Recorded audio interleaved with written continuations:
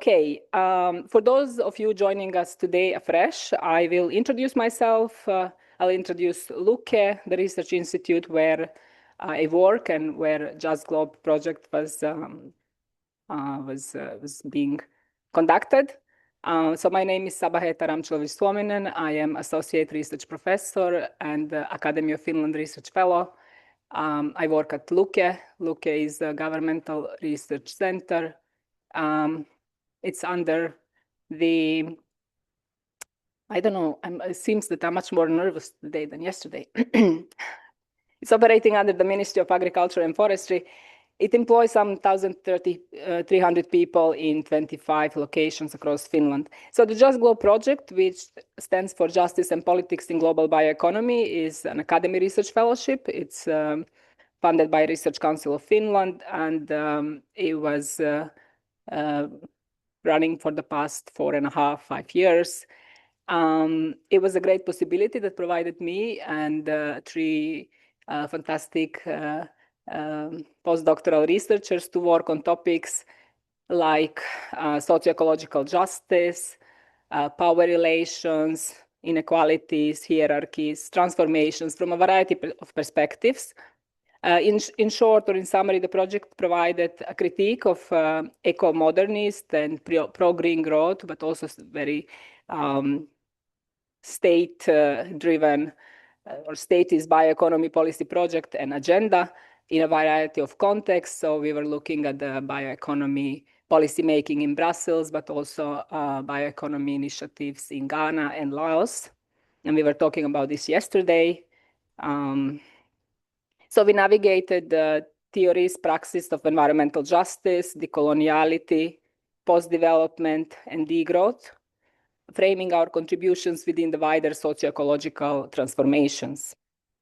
In the final stages of the project, and thanks to the colleagues and collaborators, many of whom, or mostly of whom are here, we increasingly grounded our work in ecofeminist and relational approaches, engaging also the ontological questions of existence, nature of reality, human-nature relations, and human-nature divide. This came much later in our project, and there will be a book coming out which touch up on those questions later this year. I will talk about it in the afternoon.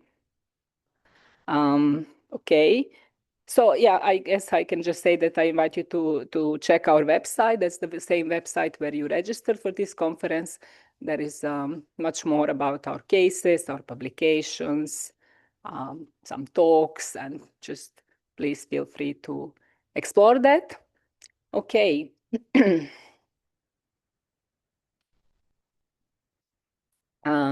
So a few more remarks about today's schedule. So we will start with 2 keynote addresses in the morning, delivered by Daniele Celermajer and David Schlosberg, both from the Sydney Environmental Institute.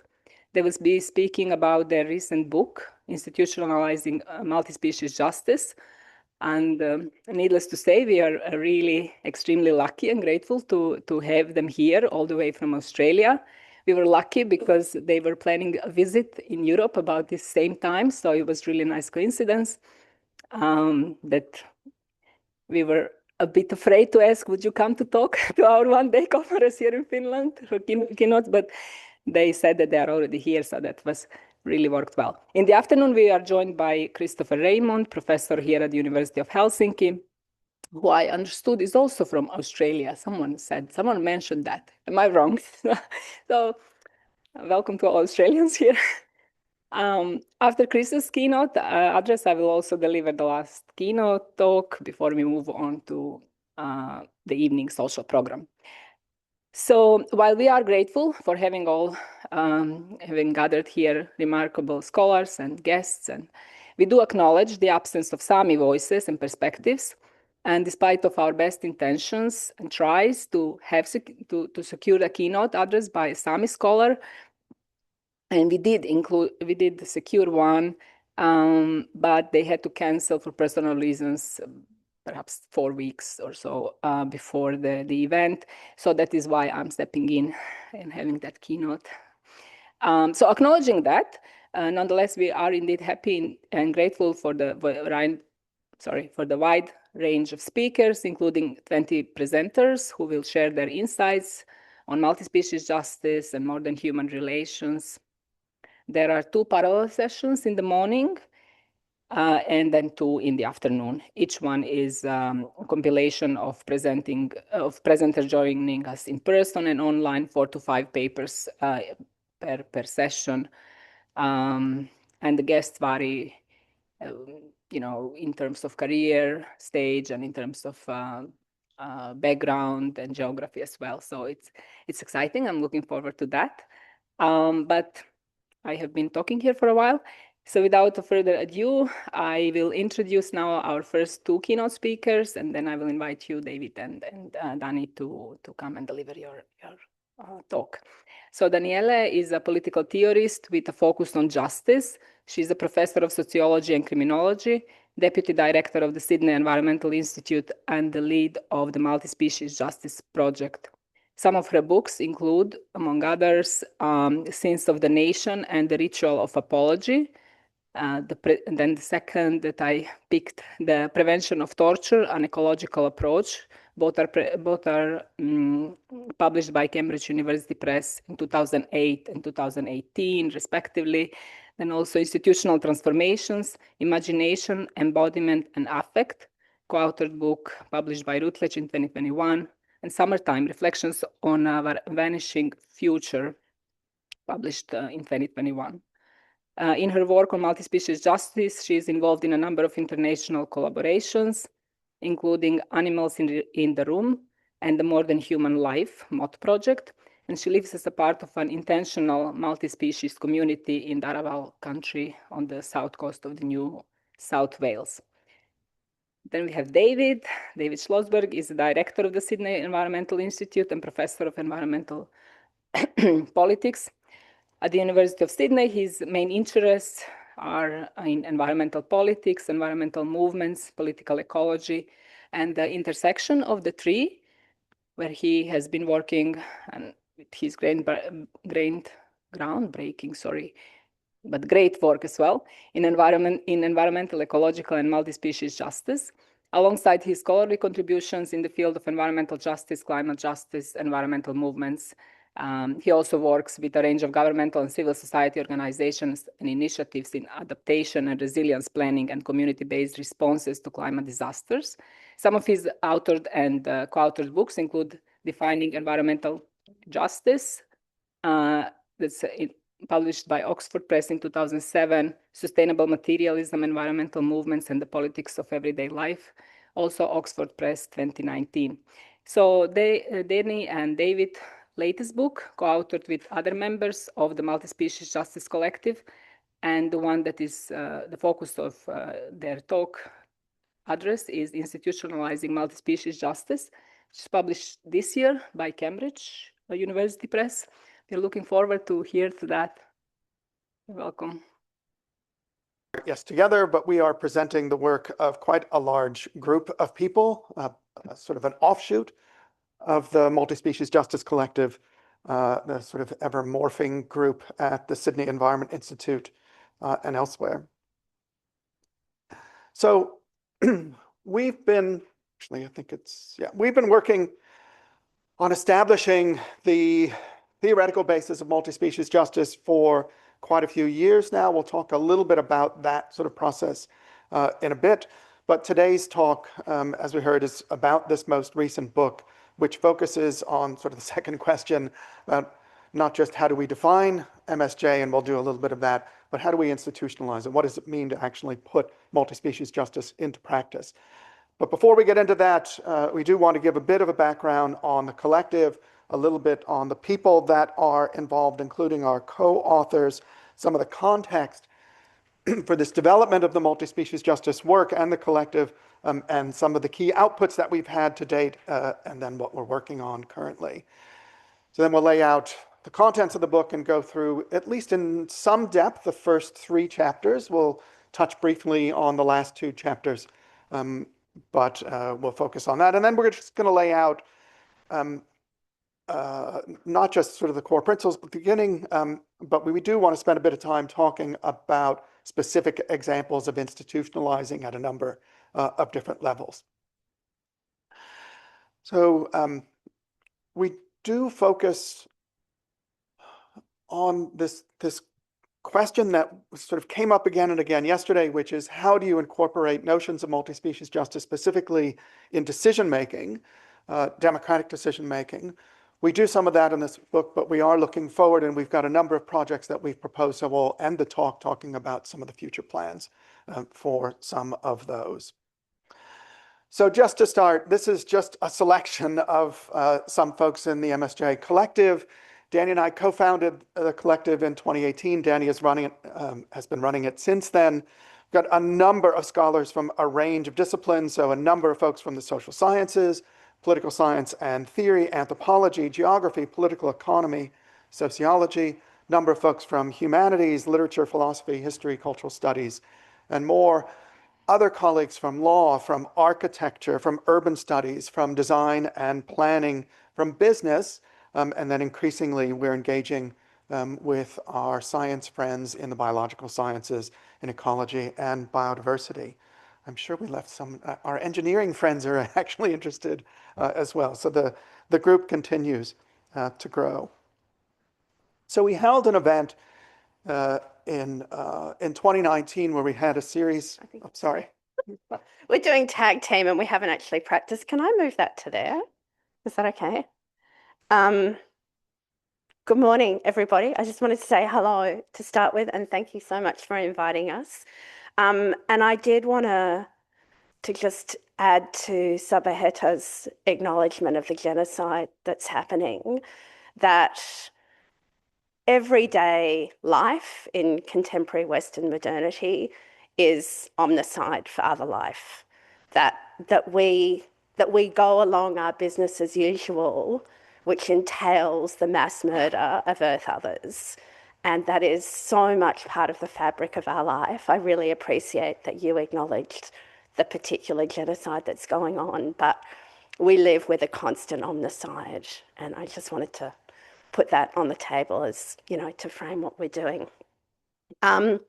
So David talked about the emergence of the Multispecies Justice Collective in 2018, and we had our first big symposium in 2019. And we've had quite a number of publications that came out of that. And I think it's very interesting that, you know, when we started doing this work in 2019, it was extremely marginal. And the growth of the field, I think, really speaks to this moment where there's a recognition that the normal approaches, the standard approaches to ecological justice, to animal rights and so on, just are not doing the work that they need to do in the face of the intransigence and the depth of the crisis that we're in. So we've had a number of publications, some of them are up on the screen there. We had kind of agenda-setting piece in environmental politics, in Wise climate change, in contemporary political theory, and we've also done a number of special issues in cultural politics. We've just had one come out in the Minnesota Review on multi-species justice and narrative. So what we're trying to do is think about multi-species justice through a number of disciplinary and institutional lens. A lot of the early work had a conceptual focus, so trying to think about what does justice look like when you refract it through a multi-species lens, when you take Earth, others, and relationships seriously. But as well as the more conceptual work, which is really laid out in the early publications, and we're going to be talking about the more recent institutional work today, I did want to mention that we have also engaged with some very practical questions.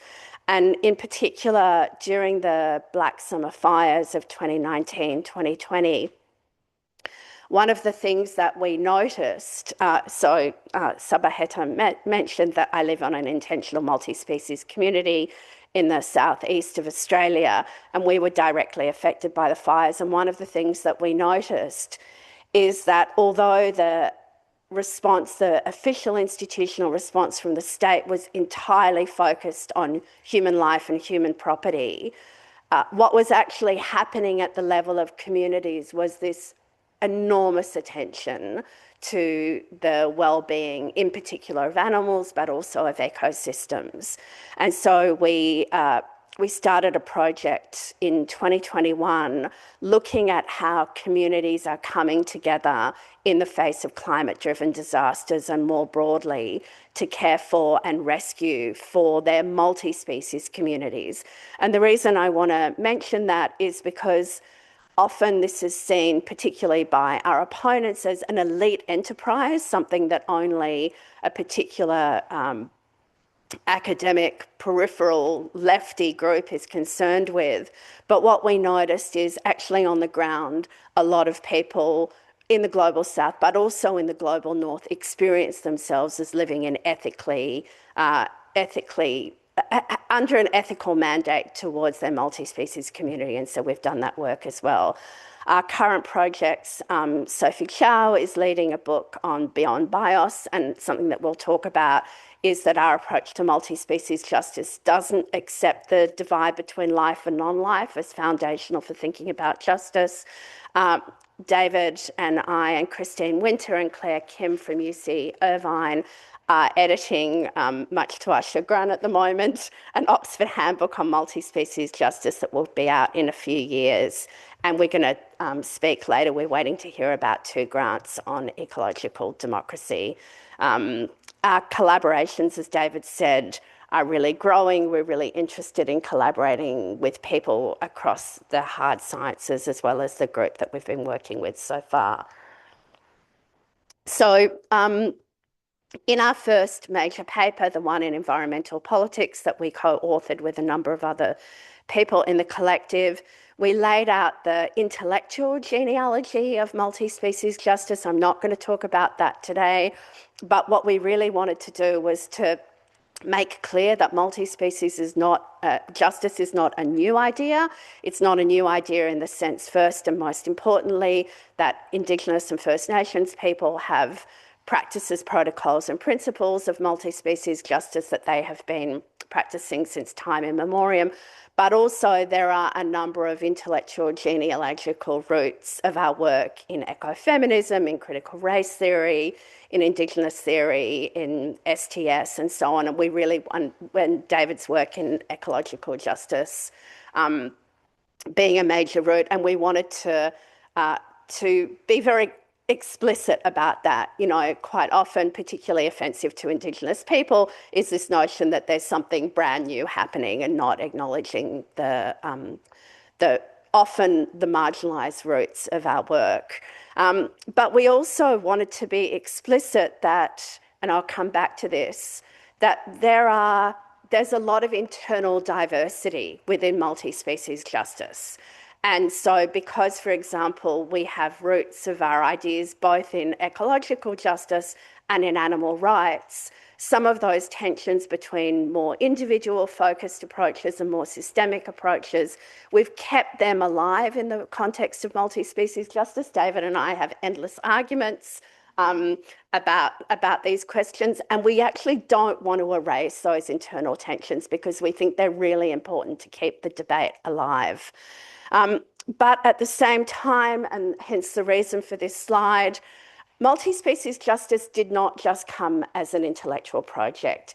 It came through an embodied encounter with the reality of the ecological and animal crisis that we're living in.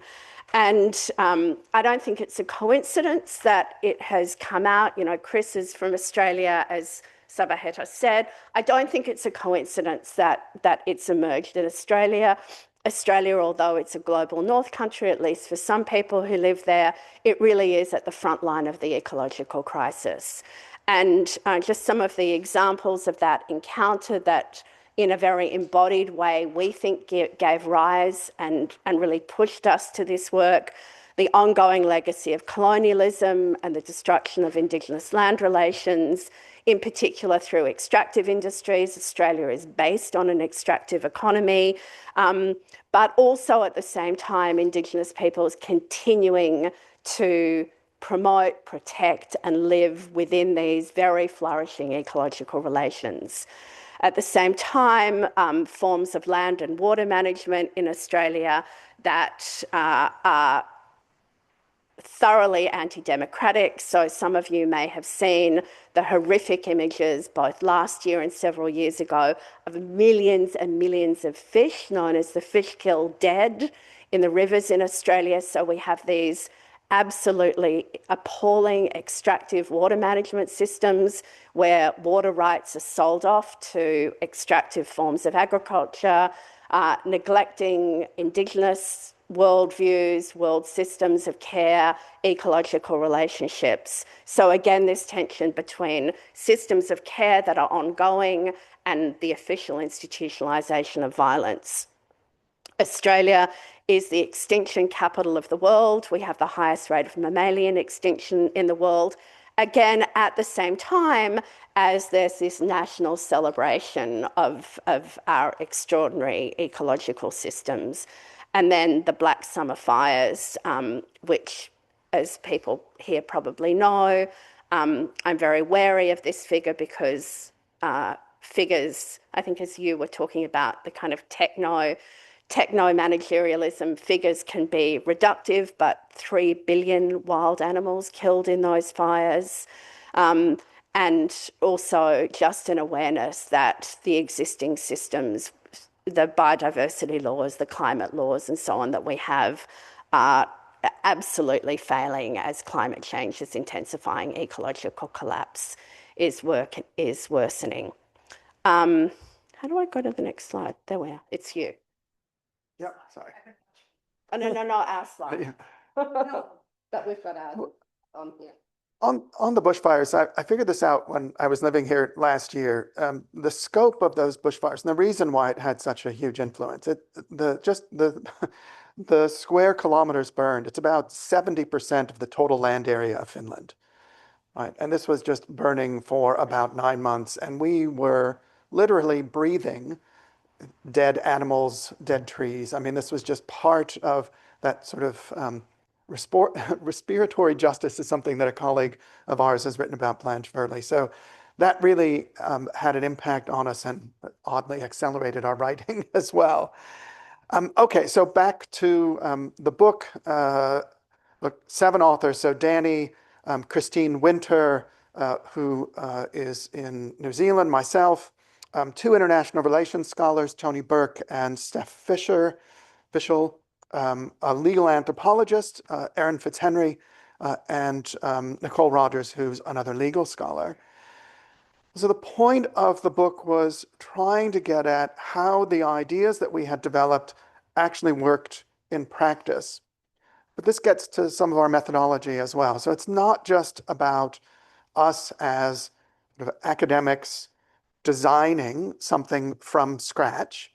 This is about us understanding, writing about, relating, interpreting existing institutionalizations and practices. So what's already happening on the ground?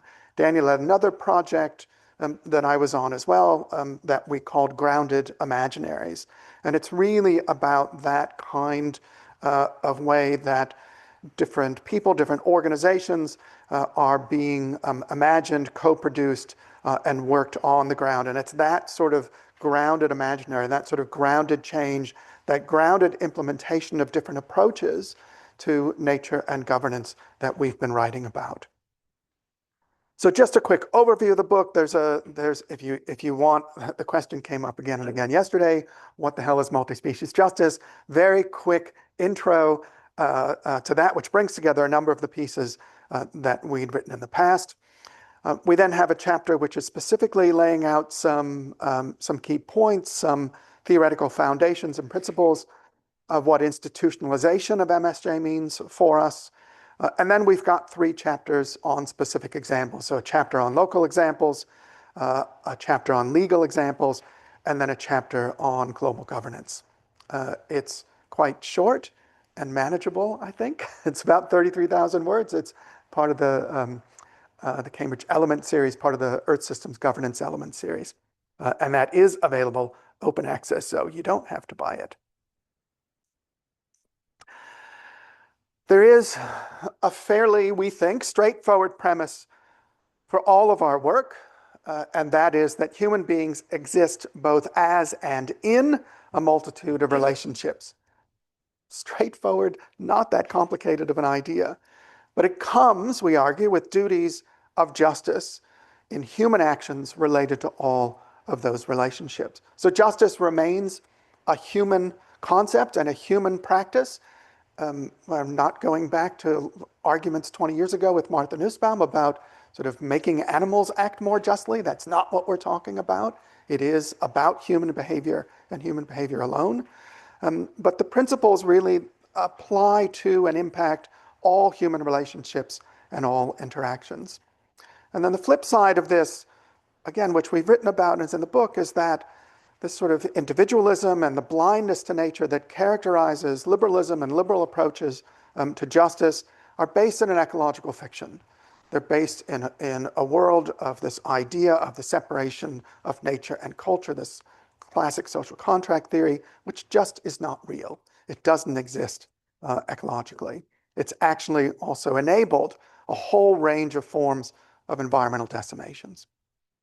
So that departure from this anthropocentric and individualist frame of mainstream Western justice theories is really at the root of the work that we do. Next slide.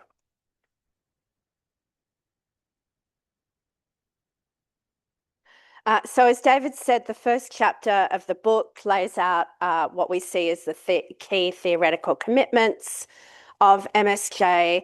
And as I mentioned before, we have consciously kept the diverse threads that flow into MSJ alive, as well as a commitment to ongoing contestation. And I'm going to say a little bit about what we mean by that. It's very important to us that multi-species justice not be presented as what Gibson Graham called a strong theory, and they defined that as a powerful discourse that organises events into understandable and seemingly predictable trajectories. And again, I want to hark back to the last panel yesterday that we're theorising and the institutionalisation everything from economics, politics and law, has been such an exclusive enterprise and structured around systematic inequality, then to stand from where we are and to presume that one knows the meaning of a theory or the principles of institutionalisation is itself to entrench certain injustices. And so we're very committed to keeping this open to contestation. The language that I often use when I talk about multi-species justice is to see it as an interruption to the mythology of human exceptionalism, that humans exist separately from the relations that constitute all life, and then a set of commitments, propositions, and invitations. So I'm just going to speak about what some of those commitments are. The first one is the presumption that justice needs to be for all Earth beings, or that all Earth beings are subjects of justice. In other words, we don't suggest a new hierarchy. We're not saying, it's not an extensionist theory that says that we're going to extend the understandings of justice that have been limited to humans or to some humans to some other animals. But we don't want to set up a new line of exclusion. We actually want to erase the idea that there is a distinction between who's inside and who's outside subjects of justice. So multi-species justice is not an extensionist theory. It's a radically pluralistic one when it comes to values. That means that beings are valuable on their own terms, and as I will speak about shortly, in terms of their relationships. Critically, that means that the morphologies or the logics that form the basis for understanding why humans or some humans are understood as subjects of justice, we could go through history on this, that, we're made in the image of God, that we're rational, that we have language, that we can form hypothetical sentences once we find out that others have language, that we shouldn't hold those as the affordances or the capacities that legitimate others being included, but that others are included on their own terms. So we've had a lot of debates around who ought to be a subject of justice. Does that mean that do we extend to plants, do we extend to minerals? We decided that we take a radically capacious and inclusive conception of justice, but that doesn't mean that everybody is the same or that everybody counts in every set of relationships. So relationships are always with particular others. Of course, you can extend them out universally, but in any particular situation of decision-making, there will be particular relationships that need to be taken into account. Critically, though, again, we recognise difference, but difference not as hierarchy, difference as value pluralism. So that's the first principle. The second principle is going back to interrupting the mythology of the human individual as exceptional and as radically autonomous.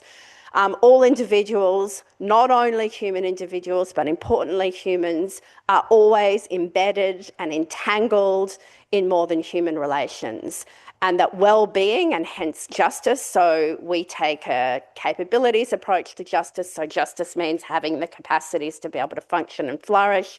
That well-being can't be abstracted from the relations that enable well-being. So the subject of justice for us in this sense is the relationship, not the individual.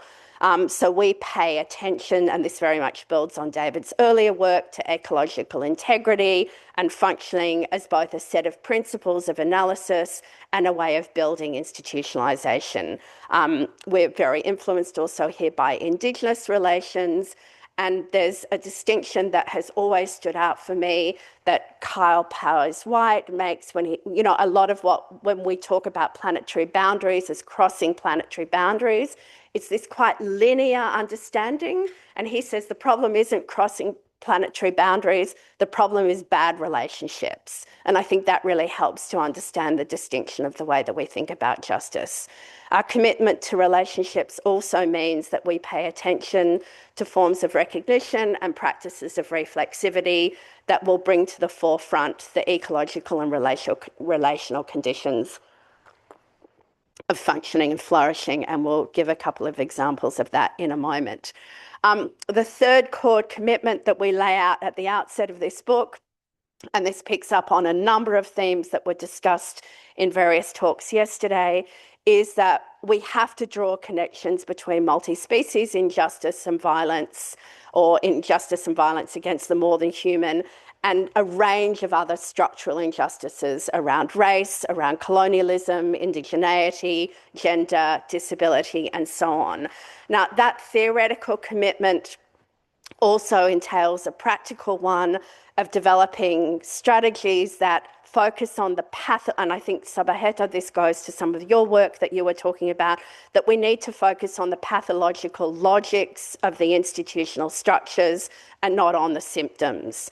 And here we can find the flow of multi-species justice, again, from ecofeminist critical race theory and critical disability theory, and so on. I think I was also going to say, I was going to say something about language. Actually, just before I say that, this recognition of the structural relationship between multi-species justice, colonialism and capitalism, patriarchy, also means that one of the criticisms I know that David has faced for many years in his work is people will say, does focusing on Earth others mean that you're distracting from the critical human injustices that are going on? After I wrote Summertime, I love this anecdote. One of the reviews of the book said, I found it really hard to read about Dany feeding her pigs organic beans and organic rice when people are food insecure. And I saw her at a writers' festival and I said, you honestly think that people are food insecure because I feed the pigs organic rice? No, people are food insecure because of structural systems of food inequality and industrial food systems that systematically draw on and extract from certain human and certain animal and earth bodies. So we see that understanding as really critical theoretically and strategically.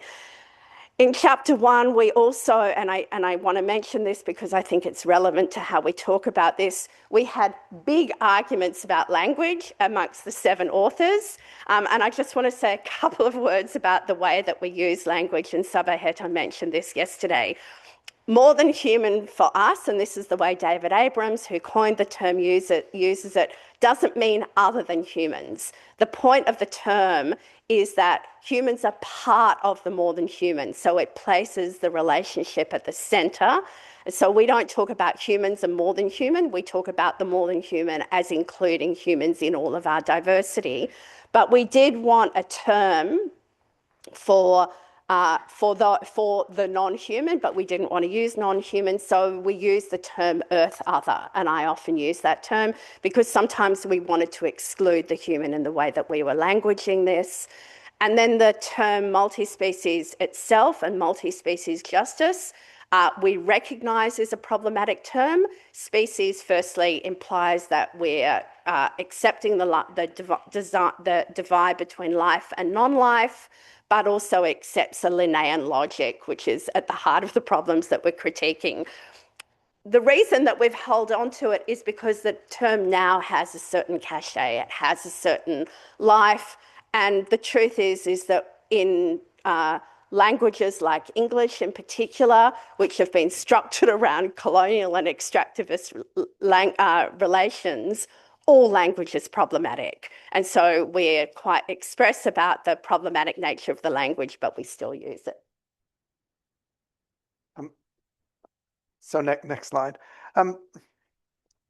When I first started writing on ecological justice, it's not almost 20 years ago. One of the criticisms that I got was, if you expand justice beyond the human and you start including a variety of other entities, all you're doing is bringing on conflict, right? There's no way that everyone can have justice. And my response to that was, that's a feature, not a bug, right? The whole point then is to engage around those conflicts and to have open, deliberative discussions about it. So Dany's mentioned a couple of times that we argue, right? There are a number of points here where it's not possible for everyone to be satisfied, but it's been a part, and I think a really important part of the process of the collective is to be engaging and reflexive and deliberative in that way. So I think that just the idea and the process go together. The reality of conflict is not a reality that any theory of justice, even ideal theories of justice, are going to get around. That was my other response to that is, yeah, right, how are we doing so far with just your human-focused justice question? Anyway, that's all an aside. So that's the opening chapter. It lays out history. Dany got through some of the history and the basic principles of MSJ broadly.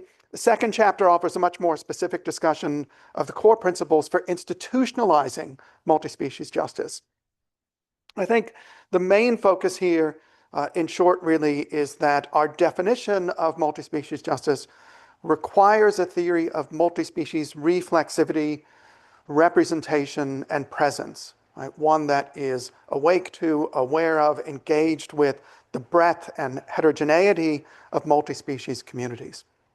So we offer, and we're consistently, and for us, this is the decolonial part, this is the deconstructive part. We are constantly criticizing conceptions of justice, liberal notions of justice in a number of ways. And so one, and Dany's mentioned this sort of idea of just extending current notions of justice in a limited way. So picking some animals for some particular reason, pain or thought or whatever. So there's a variety of extensionist approaches that we've criticized, including Martha Nussbaum's. Just in short, in contrast to the more paternalistic extensionist forms of liberal representation, again, we embrace this kind of ecological reflexivity that engages with the reality of decision-making in real practices in very different kinds of socio-ecological contexts, within the kinds of relationships that we have in a variety of ways. So we do focus on the interests of the more than human generally, using an all-affected principle or an all-subjected principle as the basis of democratic legitimacy, who should be involved, who should be who should we be reflexive with? So either those that are affected should have a say, or all who are subjected by law should have a say. So we use that as a basis rather than the particular qualities of a being, right? Sentience or speech or dignity.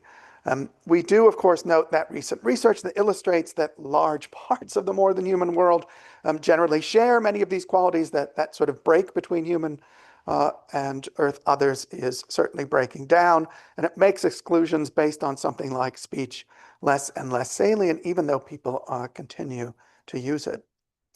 And it's crucial to us that we focus on, not just note, but focus on and engage with the colonialist reality of liberal forms of separation of humans from Earth others. There is a subjugation at the heart of liberal justice theory, a subjugation at the heart of liberalism, of indigenous and land-based philosophies, ontologies, and practices, which generally don't recognize the separation of human and Earth other, that are more relational in their ontologies, that recognize human responsibilities and duties to the more than human, beyond the human alone, and not just now and not just to the future, but to the past as well.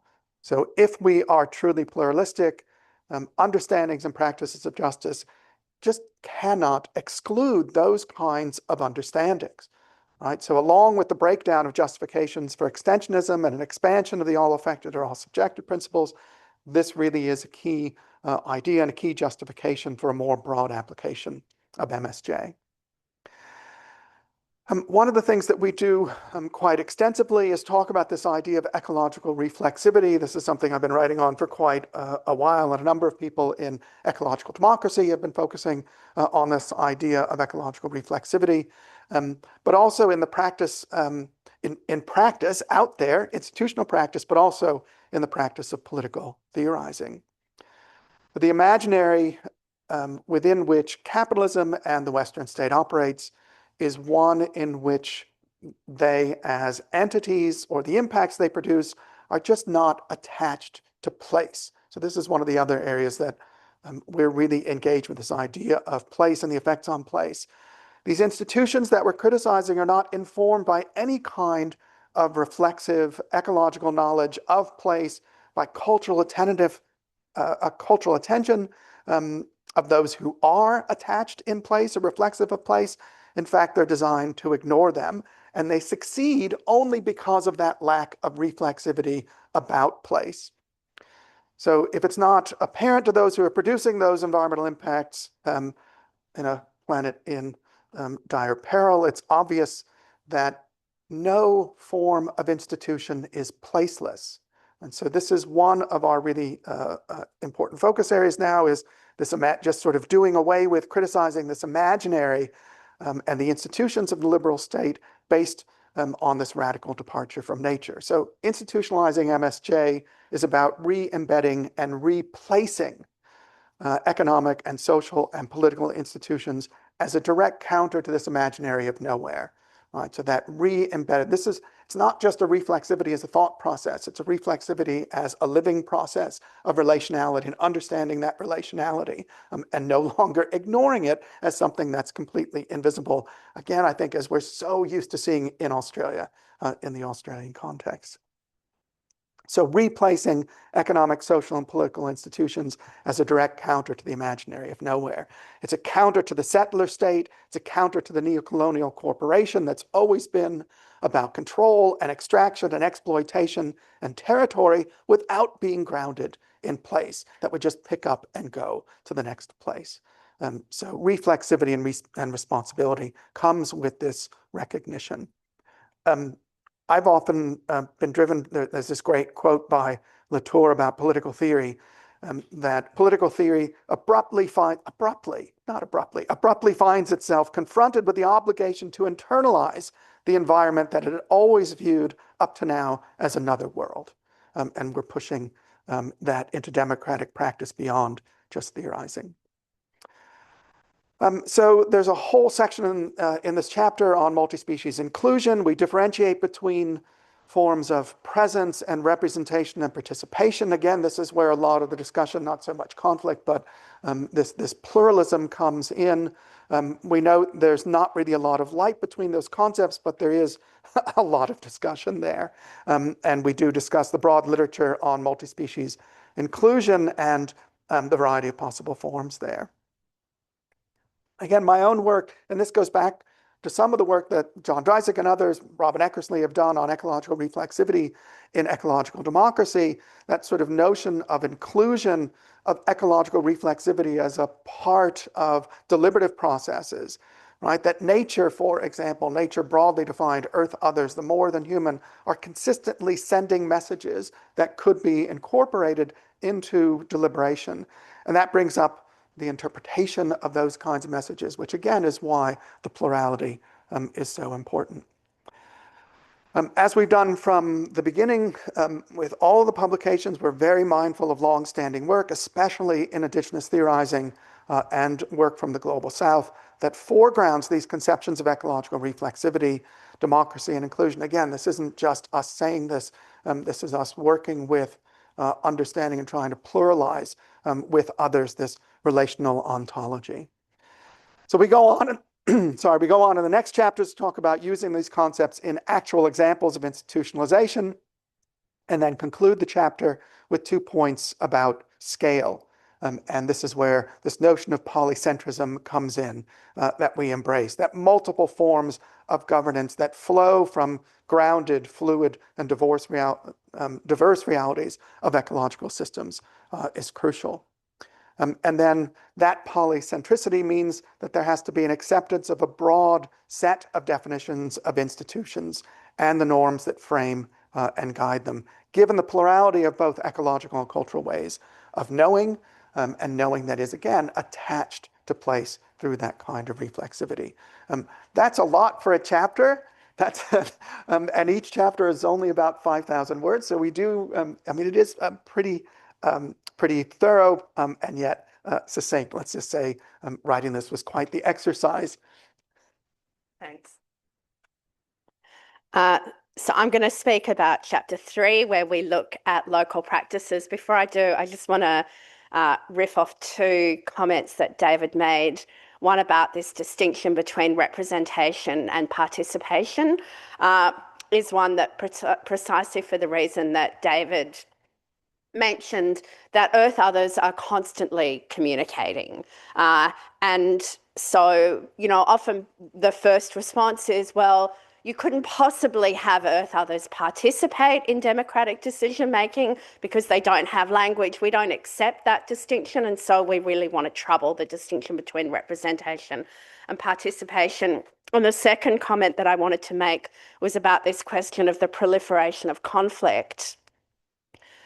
When you say we're going to exclude Earth others from institutionalization as subjects of justice because it's proliferating conflict, you're not erasing the conflict. You're just by default making a decision in favor of certain humans. And that cannot stand up as a theory of justice. That can stand up as a theory of power, but it can't stand up as a theory of justice.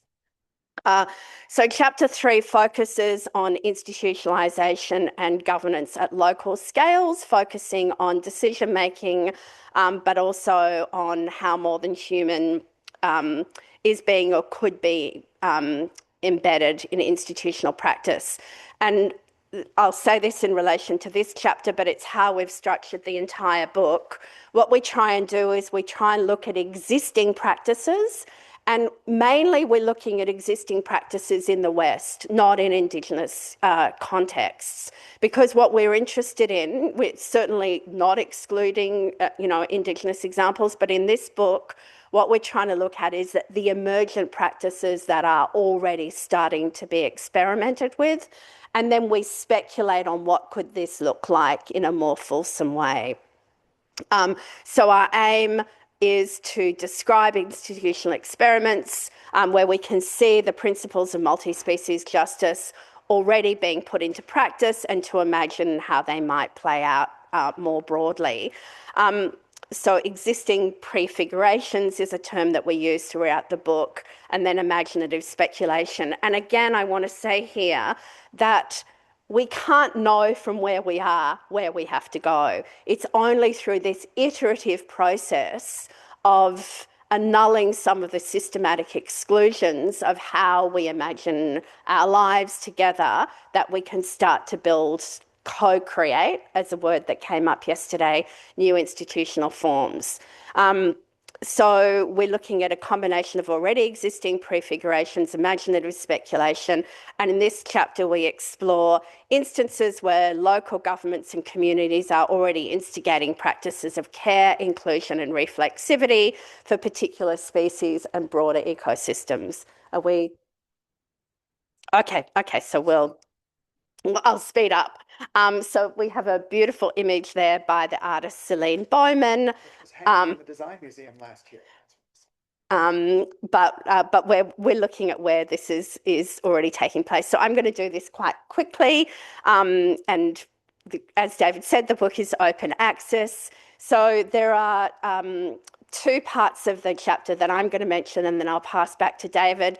We look at some of the deliberative practices that are taking place in some of the more experimental farmed animal sanctuaries, in particular Vine, which is in Vermont.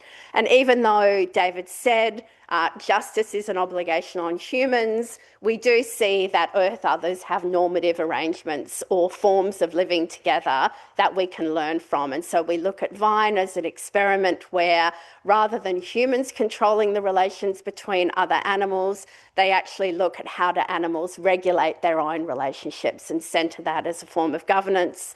Then we look at a number of artistic experiments where there's now this proliferation of artistic experiments. There was a wonderful 2-year process in the Loire that combined artistic experiments with more kind of classical proxy forms of representation. And what we're interested in these artistic experiments is not only how do they start to expand ecological reflexivity, inclusion of Earth others, but also how do they trouble some of the more technocratic rationalist models of knowing so that we can start to open up to other ways of knowing. Do you want to say a few words about food systems or just go on to the next chapter? No, it's you. You were going to say something about the material flows. So one of the other areas that, and we'll be quick on this one. So this gets to the relationship between this MSJ work and the institutionalization work and some previous work that I did, including on food and energy systems. So we talk a lot about deliberation as a form of institutionalization and that sort of representation of the more than human. But for me, it's really crucial to note that the democratic experimentation happening is not only deliberative. There's a lot of reflexivity going on. If you think about food systems, for example, and the reconstruction of food systems and people working with farmers being more, there's a lot of this in this country, focusing on seasonality, focusing on what belongs and what doesn't belong, thinking about soil. I mean, we interviewed 100 people from 3 different countries on these kinds of movements, food and energy movements. And one of the key things that people asked for, one of the key motivations for people was reconnection. And it was reconnection to natural processes, ecological processes, as well as reconnection to the social.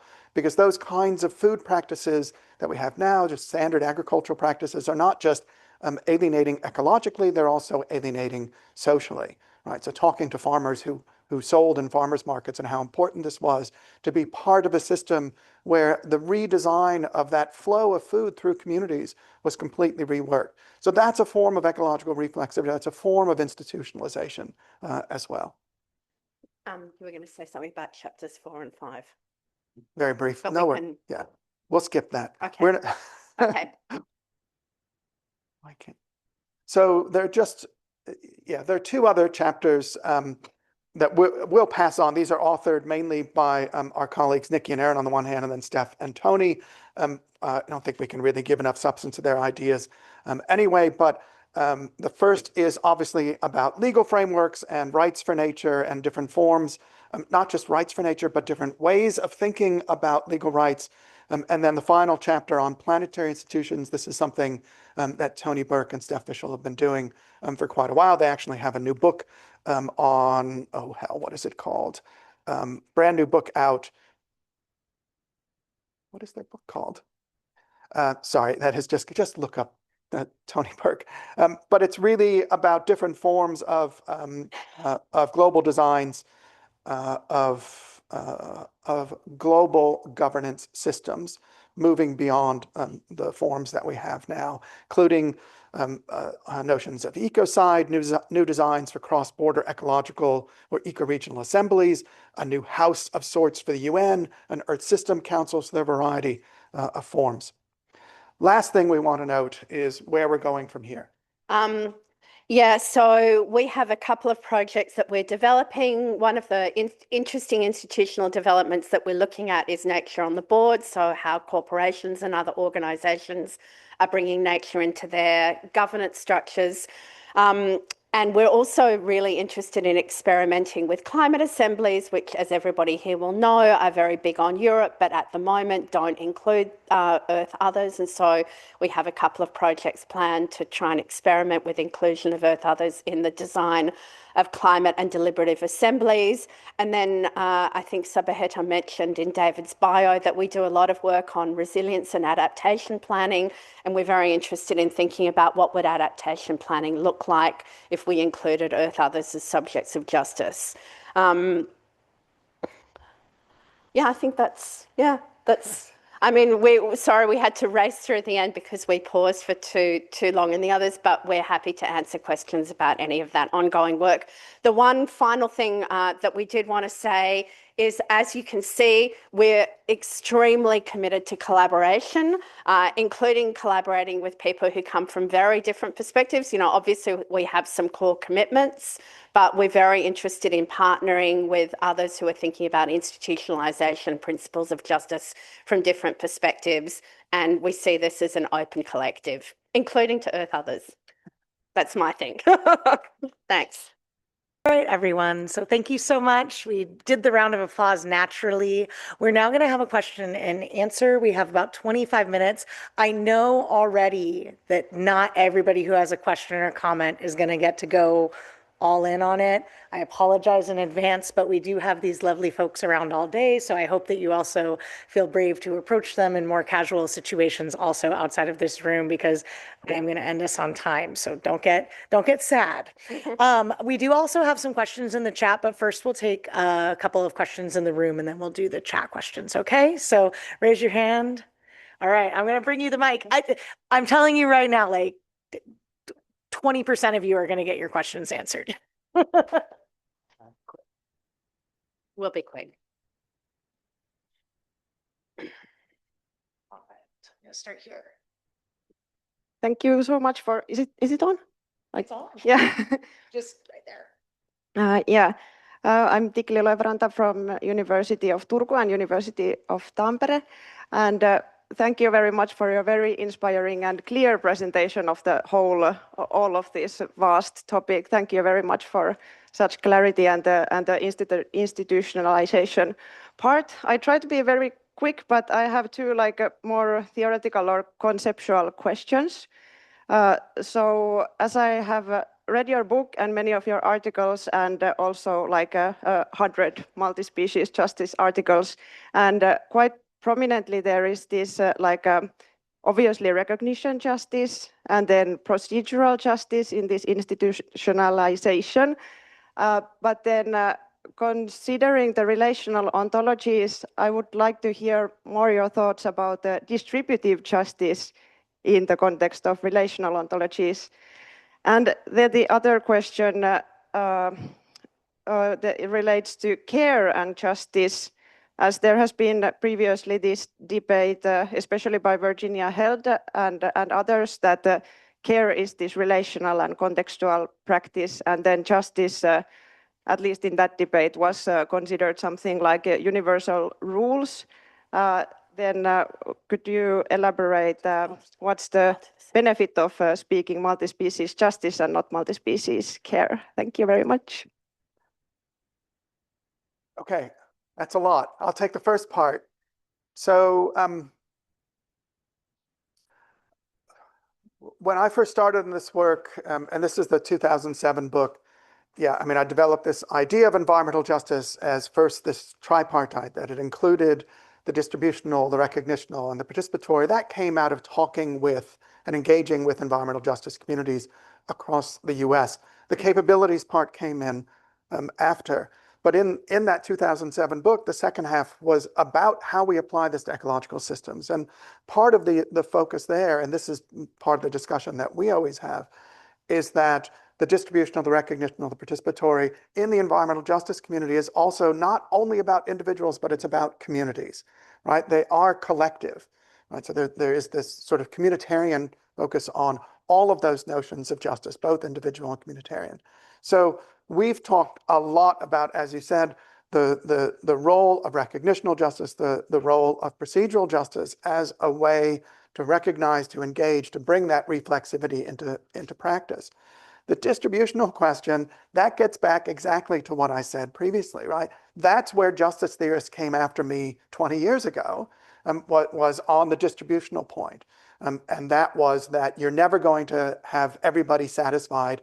It's worse than that. Your theory of justice does not allow for there to be distributional justice, period, because of the increased number of conflicts. But again, for me, that's not the issue. And I think for us, the issue is the reflexivity part, right? This is where the recognition of procedural justice inform those distributional discussions, right? You need to have that recognition. You need to have that acceptance, that inclusion, and in a pluralistic way, in order to have an authentic discussion about the distributional questions, right? Because there's nothing that humans do that doesn't harm in some way. Anytime we eat, anytime we build something, there will be harm, right? Or there will be a conflict between, but it is about that question, right? About recognition, about procedure, but that's also where the capabilities part comes in as well. How do we, as human beings, take what's necessary? How does any species take what's necessary? But we're looking at human activity. How do we do this without undermining the functioning of other systems, of other individuals, right? So it's that keeping that constantly in mind is the way we deal with the distributional. And on care. Thank you. I'm so glad that you asked that question. So we see care as a form of justice. We don't take that abstract universalist conception of justice. That doesn't mean that we don't have some principles. And it's interesting because before multi-species justice, there was quite a big body of work largely led by our colleague Tom Van Duren on multi-species ethnography. And some of the disagreements that we have had with that approach is that it doesn't think about principles. It's purely about the local encounter. So we do take a care approach. And in fact, we were very fortunate. The postdoc who worked on the Animals and Bushfires project, Anna Sturman, is a Marxist feminist. And so she and I did a lot of work on using social reproduction theory and thinking about ecological relations as form of care and the extraction from earth and extraction from human bodies that are part of the structural injustice that multi-species justice is seeking to intervene. And so the way that we looked at the care relations involved in the bushfires, where people were caring for other humans and for their multi-species relations, was as a form of multi-species justice that was consistent with some of the social reproductive theory, looking at prefiguration through care. And I can give you the reference to a couple of articles that we've written about that. Wonderful. Great start there. We have our next question coming from the chat, and they are saying in their work on multispecies justice, they want to know, they get asked often, who should represent more than humans on decision-making at the decision-making tables? Could you please talk a bit more about how you engage with and address this? So yes, I can start. So firstly, there's an assumption there that Earth others need to be represented, which, as we said, we don't necessarily accept. But there are so one of the models of institutionalization is the proxy model. That one's been around, John Drysek's work, Robin Eckersley's work for a long time. And so one of the forms of institutionalization that will be important is proxy representation. And then there are questions about which type of humans are best enabled to represent the more than human. So I'll give you a very concrete example. We've been doing research on faith and nature, which is the first corporation legislation to put nature on the board. And they started with a lawyer who understood what does it mean to transform corporate law, and now they've moved to an ecologist. So I don't think that there's a universal answer to that. What I would say is that we shouldn't be narrow with respect to the type of expertise that we think are relevant. So humans who are already in forms of deep ecological reflexivity and embedded in more than human relations, whether that's Indigenous peoples or people who are living closely, will, in the first instance, would be our go-to. But also, we think that scientific Western and Indigenous scientific knowledge is extremely useful. So Sabaheta mentioned, I'm part of Animals in the Room, where we're interested in looking at what forms of scientific knowledge can inform how we understand the interests of other animals. And there's also some really interesting emergent work being done with AI on using AI as a tool to gather large amounts of data on the interests of Earth others to be fed into decision making. All right, let's go with those hands again.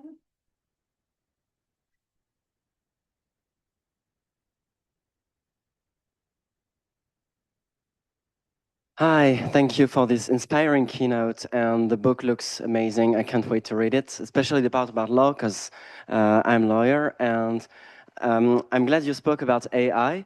So I'm at the University of Lapland. I'm working on space law, so not directly AI, but of course AI is used a lot in space to try to make space activities more profitable or more impactful. And one of the aspects of space activities is trying to care for the Earth and for like attaining the Sustainable Development Goals.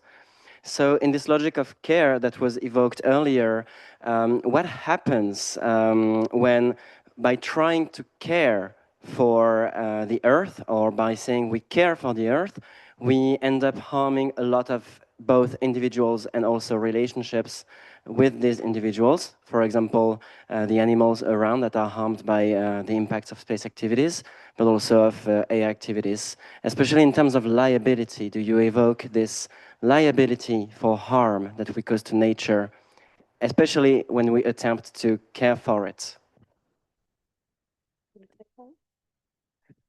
Maybe I'll take a part of it. Yeah. And then so I'll respond to that in terms of the discussions we've had around AI. So we do have colleagues at the University of Sydney that are doing really interesting work, not using existing AI systems, but writing their own, which do deep dives into all of the ecological science around a particular species or a particular relationship that is at question. So, and they are quite attentive to this. This is why they're not using any of the sort of existing AI systems and using stuff that is actually powered through the University of Sydney, which is itself running on renewables. So they're quite attentive to that, even though they're using AI. There are a variety of rationales for why. We talk about the political nature of using AI as well, but in doing it, there certainly is, and it's been really interesting to have that discussion with them about that exact issue, right? How do you use something which is generally known to be incredibly destructive to do this kind of work, but they are again developing a system which is careful about exactly that question. There's a great deal in your question, so I'm not going to be able to do justice to it. I have to say, I have an extremely, at best, ambivalent, probably highly negative relationship with a view on the relationship between AI and multi-species justice for two main reasons. Firstly, I think one can see a quite powerful bifurcation going on in responses to the intensification of climate and ecological crises. One is hyper-ecological modernity. How can we get as far away from our vulnerability in our Earth relations as possible? And then those of us who are saying we need to re-embed ourselves and be part of vulnerability. And so I think that there are conceptual commitments involved that really need to be carefully passed when we think about using AI. The second, I'm a colleague of David Gruber, who leads the SETI project, which is the project using AI to decode whale language. And one of the discussions that I've had with David, Cesar Gavrito is the lawyer who's working with him, and Cesar said in one presentation, you know, we're going to be able to use AI to tell that for whales, it's a form of torture to have shipping lines go through their life worlds.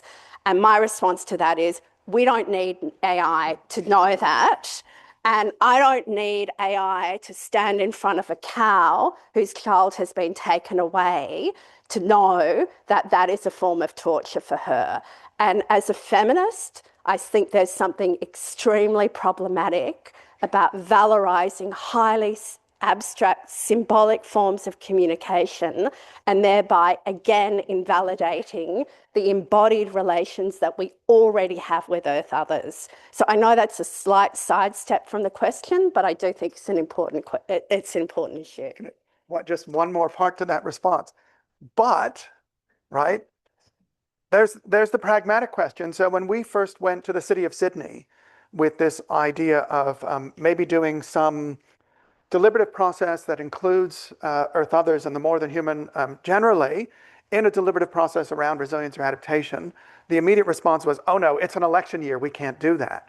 Because they immediately see this kind of reflexivity as some sort of greeny, lefty sort of thing. And then when we suggested, well, we do have these folks who are using AI to do this representation, they saw that as apolitical, right? They saw that as a way to legitimize, but they saw that as a way to legitimize this idea of inclusion with a broader portion of at least the political class. So that was a really interesting discussion. This is the discussion that we're having. But if we do want to do some of these deliberative processes with people who have this sense of being that Dany's expressing, there may need to be this sort of pragmatic application of the tech. All right, hands up again. Okay, I'm going to go over here. Sorry, going on the long walk, wasting all the time, but you know, got to have balance, right? Awesome. Into the mic, please. Okay. Thank you so much for your presentation.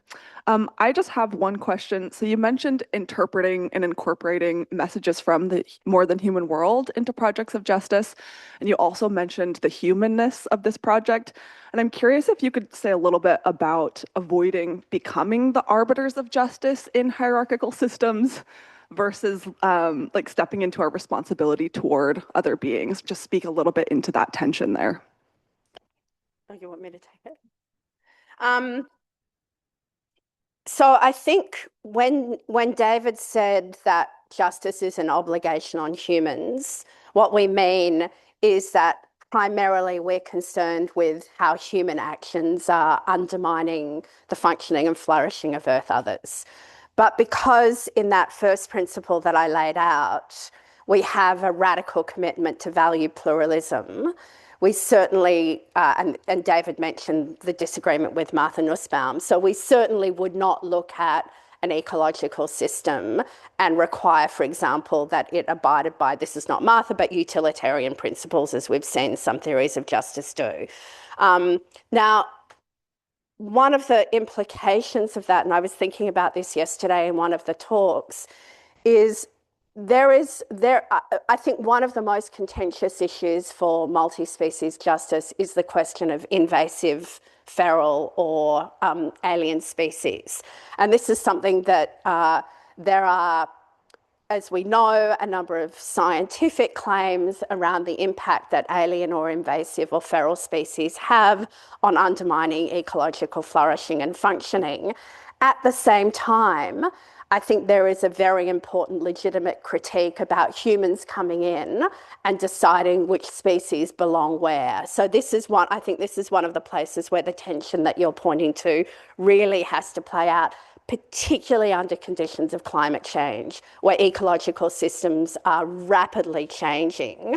And so the idea of kind of restoring to an ex ante, which is usually the point of colonization, as the ideal state of the ecosystem is one that we are critical of, at the same time as having a commitment to the integrity of ecological systems, whatever that means in a dynamic world. All right, we're gonna do, now I'm being bad about that. Sorry. We're gonna do probably our last question today from the chat. It's a good one, I think. Give me just one sec. This person first would like to thank you for the wonderful presentation, and they wanted to know, they wonder what are the philosophical foundations of your understanding of justice? They were wondering how you accommodate among the different indigenous philosophies, which might also within themselves have contradictory elements. They're asking, as you stated, you benefit from indigenous philosophies.